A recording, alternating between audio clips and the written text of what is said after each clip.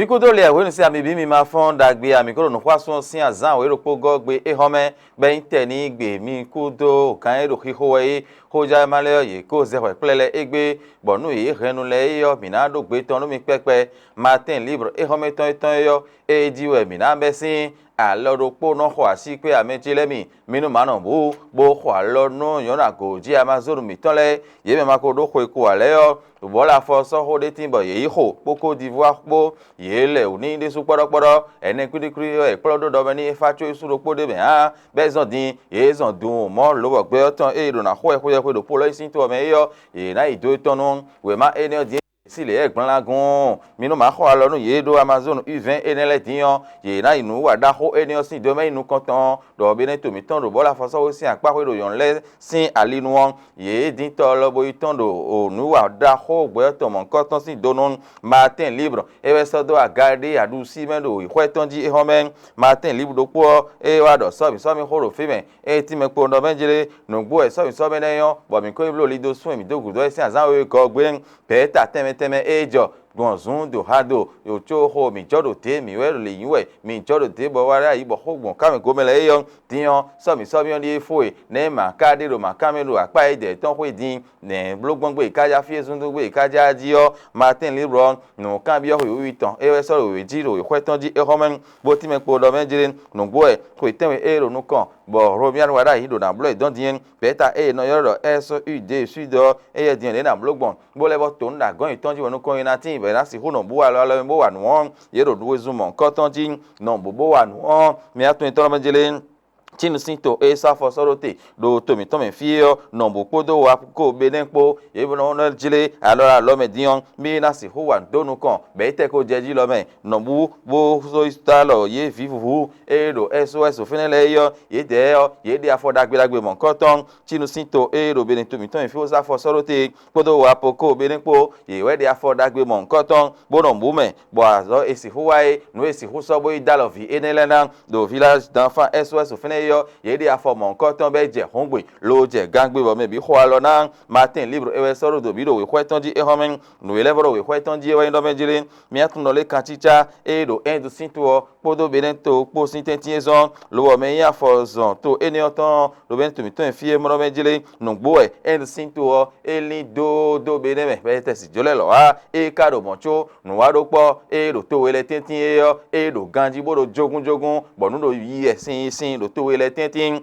bo Martin Libre sing do me la ho el che check sing sino bo sodo e kweton ji menchile be ne to mi ton ni wa da ho re tin bo e rodo Africa forward bo gbe so da ho re bo be ne to mi ton na ido ton no kwa so mi le din me sin home kaga so ije azan we go gbe be na blo no mo koton Martin Libre e sodo e kweton ji mi na tun do menjire o ndele tin bo e no do zinzan we bo no do agbaza u sado we be no zon e kun agbaza o le yo e no si me gege bono do wala me de ton na mi agbonde me de ton na wi gbonde me de fo na do si me de fo gbonengbe bonu kon na la si me de fo no enele no ziza do be ne tumi ton fie me yin do le nde we no sa be no chi mo a gege tin be na polo be din sin akioji Martin Libre e se bo so do kweton ji do menjire nugbo le abe medo e ro time bo azo ina si ho wa do fune yo be na je hongbe je gangbe yo ni ya o je o do e de gbe din lo bo no enele no sa be no so agbaza no do si me gban yo mo koton dion e na plug gege ton sin akioji yo ho jamale bi wete won e hon me lo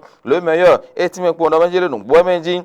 do o lamina dagbe sin alinu do nu gege tin do fune be no sa bo ono do agbaza blodo e kaka bo sin me ono asupo le e kaka e so tun me on sin me edo boro tele a nu mo koton dion e na plus sin ahioji gege ton le meilleur de sous soro we ton jin le meilleur do po e mo do menjire nu gbo e en sin to po be ne to mi to me po nu gege tin bo edo ti to do onu kon me bo nu gbo elindo lo to we le o kan chicha edo tenti eton edo nu kon edo de su ti tengbin fo edo nu kon ye ene Amazon mi ton le U20 e me ko do ko ale me ye de dion o bo la foso o gbe ton e na ho do ko ya ko do polonu yo ye di dun bo ido ton me bo edo ko alo na bo le meilleur de sou ese bo so do o ko ton jin to ho ro gbeta FC be dion e mo no le be gbe romia wada yi e na iganda si o nu kwason si azan ko nu ko ene gogwen e mi le yo be sin gbe ni o gbe yo e mi na je nu wa do popo do a che pa poji bo hoja malese bo so do o ko e ton le jin mi na so hoja mari décryptage info e mi na so din e ti me po ndo menjele nu gbole me igbevi o ya me inu kan to horogbeta ko equitan FCB o mo ndo menjele emi gbo wa nu podo wa che pa podopo to horogbeta emi ton e na ija che pa jibo wa nu lo to me o nu mo ko ton e na yon desu ti tengbe menjele mi bo décryptage info e desu ese bo so do yo kwetan jin o nu gegetin be no zan bo no sa do agbaza me bo no aro won ti e ko de lenu menjele mi hon e no yo do pon afotan e do nkan ton ten be no yo ne nu enele din na club huisin ariodio hoja ma décryptage info desu e do ho enion me menjele mi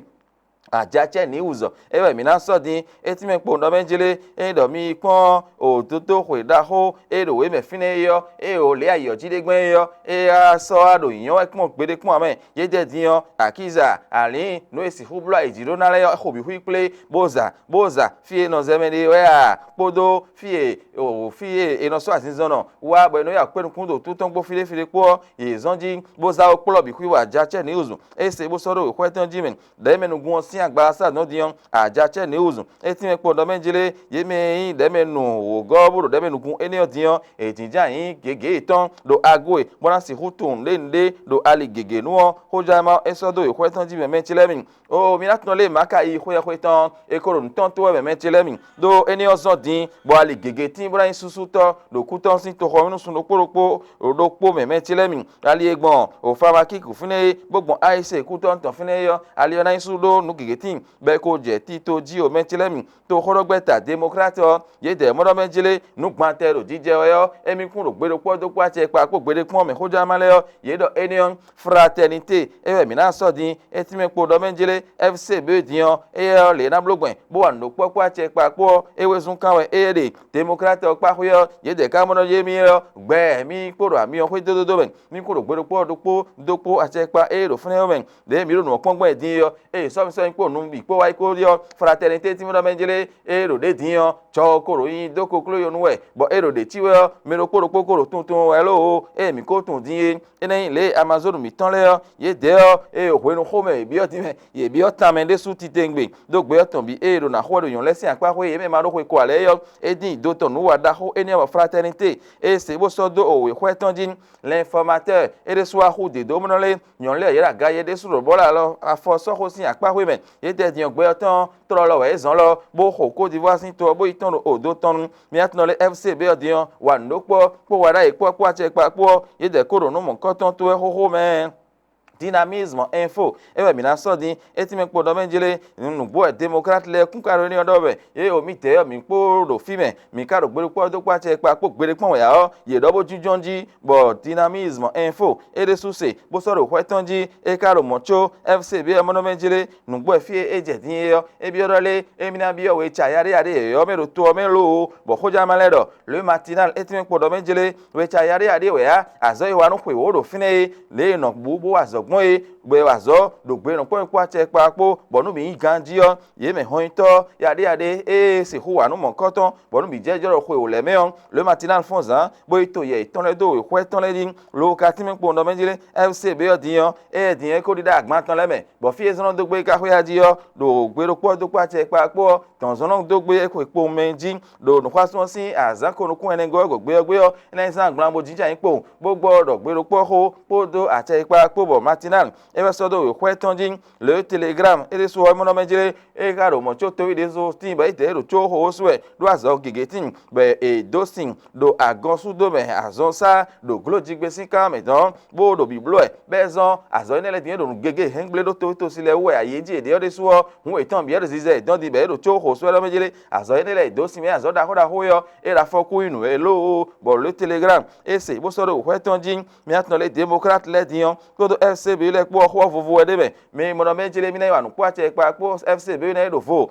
mi na tun do menjele democrat le de mo no le gbere po mi kuro na do po ache pa ko gbere pon emi do lobo junjonji lo o bo le telegram e se bo soro kwetonjin le matin e le do ho do Amazon mi tan le obo tin me pon do menjele po lo yon ton we zo lobo imeji ko ho ko divoire sin to wo ene e we soro do meni bodin idan to lo le matin soro kwetonjin les quatre vérités e so mo no menjele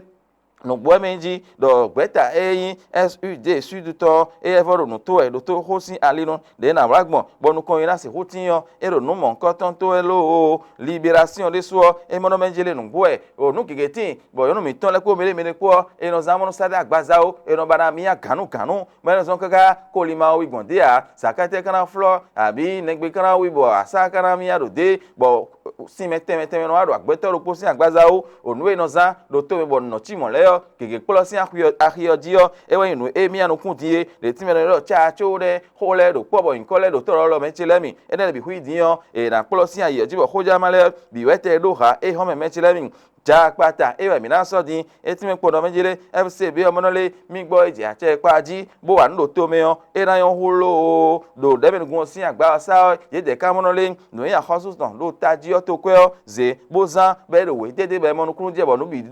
ja we dede o no mo hun ye de ko razo ton wa bo jinja itan bo hoja ma e do bo se do we kwetan jin me e do bu bo no wa pa che pa po ele supo bezon lobo matin libro e ya iste khore bo so do we kwetan jin bo monole oto e chinu ton do bene to mi ton fie no bu podo wa poko bene po ye de mono menjele o mina si huwa ndokpo bo idalo ye me vivu e do village d'enfants finele o matin libre e wedo eneo bo so do bi do we kwetonji eti me podo menjele o hwe so chinu si afosorote do to mi ton fie podo wa poko bene po no bu alo me bo henu gege bo idalo vivu enele do village d'enfants SOS fineo ye de afodage mon koto menjele mi nu dagbe ne bo nu dagbe defo e no menjele nyonu mi to ago die ma ko do hwe ko ale do bola fo so ho sin alino ton won polo isin to me diyan ye na hwe bo gbe oton bi e no ho fine yo ye lo mo ye na o do to men beta e kajo bonzun do hado boro akwadi o so mi so hwe nle o fi e ka de din lo so mi o die wai